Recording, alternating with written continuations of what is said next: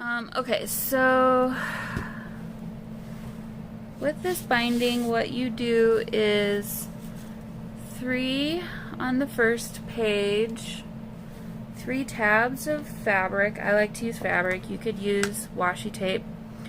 And then 2 on the next one. And then you alternate each page accordingly.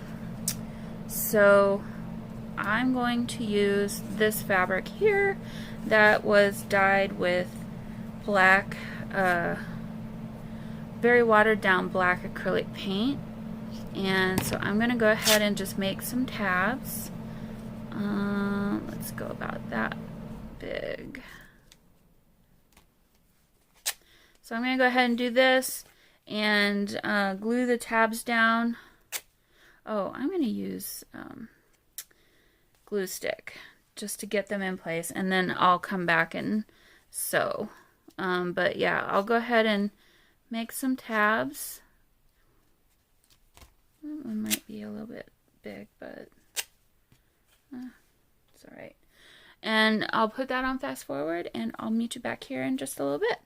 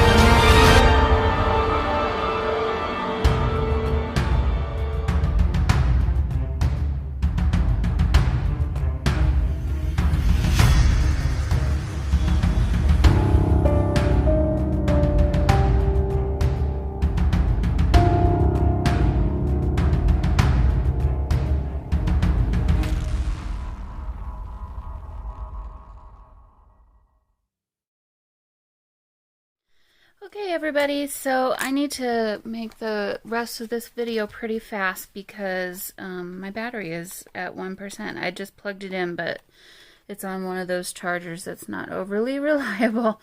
Okay, let me show you what I did. So here are our tabs for our binding. I think I'm really liking this journal, guys. This is going to be a really cool one. So what I did was 3 and then 2, and then you wrap the 3 that you did on the first page back around and glue them on there, and then 3 again, and then on this page the 2 from the second page you wrap around, and then 2. So here's a tip if you're doing this. Whichever one that you wrap back around is the same number of tabs that you need for your next page. So here you can see 3. And then when I was all said and done, I came back and did a straight stitch. And I don't know how well you can see this, but some of them were more successful than others. But actually this I think really adds to the look of the journal. I like to trim off the extra pieces of thread, so I went ahead and did that. I feel like it's junky enough already. You don't really need to go overboard, I don't think. At least they bug me, so I don't know. Maybe I'm just overly worried about that kind of thing. But yeah, I had to go back and do a couple of them twice. And then on pages like this where the needle was coming from this other side, so here it's nice and clean, but obviously on the back side of this where the needle punches through the paper, not as clean. So I came back and I just took my distress stain and re-distressed all of those. What else did I do?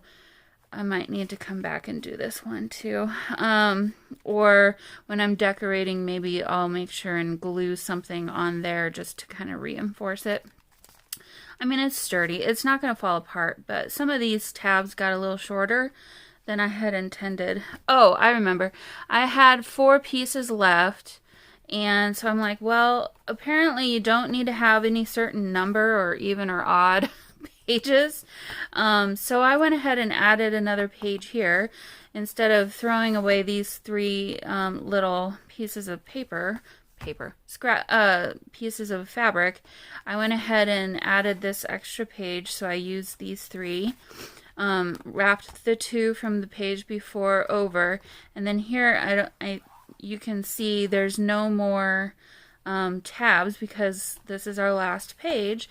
So then on the last page you just take the 3 from your previous page. So we glued these 3 down on that page, right? And then you just wrap them back around, and then you're all done. So I'm actually very pleased with how this is coming out.